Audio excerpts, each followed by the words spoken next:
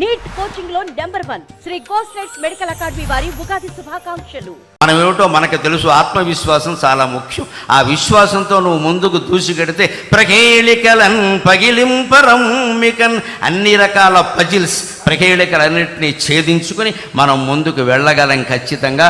అటువంటి ధైర్యం రాష్ట్ర ప్రభుత్వాధినేతకి ఇప్పటికీ ఉంది. మనందరికీ కూడా అటువంటి ధైర్యం మనకు కలగాలి. ఆయన ధైర్యమే ఆయనకి శ్రీరామ రక్ష, ఆయన ధైర్యమే మనకి శ్రీరామ రక్ష.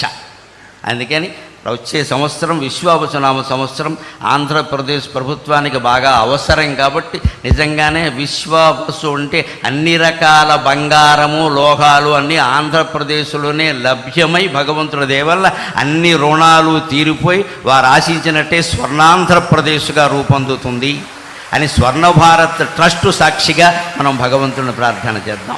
స్వర్ణం ఉన్న చోట స్వర్ణమే ఉంటుంది. ఇది స్వర్ణాంధ్రప్రదేశ్ సాధించాలి అంటున్నది స్వర్ణ భారత్ ట్రస్ట్లో. నాకు నిన్న ఈ ట్రస్ట్ గురించి కూడా ఒక్క వార్త నిన్ననే పేపర్లో చూసి ట్రస్టు అధిపతులకు నేను నమస్కారం చేసుకున్నా.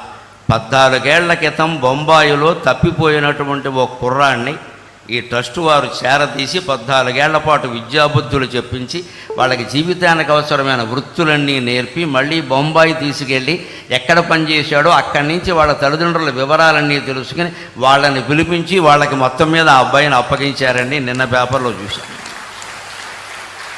అందుకని మా అమ్మాయి ఇలాంటిదైనా దీప గారిని నేను ఆశీర్వదిస్తూ ఉన్నాను. నిజంగా ఇంత ట్రస్టు నడుపుతూ ఇంతటి మంచి కార్యక్రమాలు చేస్తూ నేను చూసి ఈ ట్రస్టు ఇంత గొప్పదా, దీనిగా నేను వెళ్ళబోతున్నదని నేను చాలా సంతోషించాను. నిజంగా దీన్ని ఆదర్శంగా తీసుకుని మనం స్వర్ణాంధ్రప్రదేశ్ నిర్మాణానికి ఎంత చేయాలో అంతా చేద్దాం. ప్రభుత్వానికి పూర్తిగా సహకరిద్దాం అన్ని విధాల.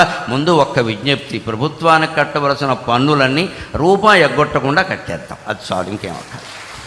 అది ఒక్క పని మనం చేసి మళ్ళీ ఏమండి నాకు అవకాశం ఊరికే గోక్కుండా మనం మొత్తం అన్నీ కట్టేస్తే అన్ని ప్రభుత్వాలు బాగానే నడిస్తే. పూర్వం నుంచి ప్రభుత్వాలు పన్నుల మీద ఆధారపడి నడిచే. అందుకని అవన్నీ మనం సక్రమంగా ఏదీ లోటు చేయకుండా కట్టేస్తే అన్నీ బాగుంటాయి.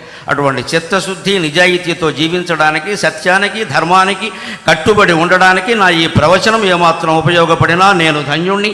నాకు ఈ 4 మాటలు నేర్పిన మా అమ్మ ధన్యురాలు. స్వస్తి. చాలా చాలా సంతోషం.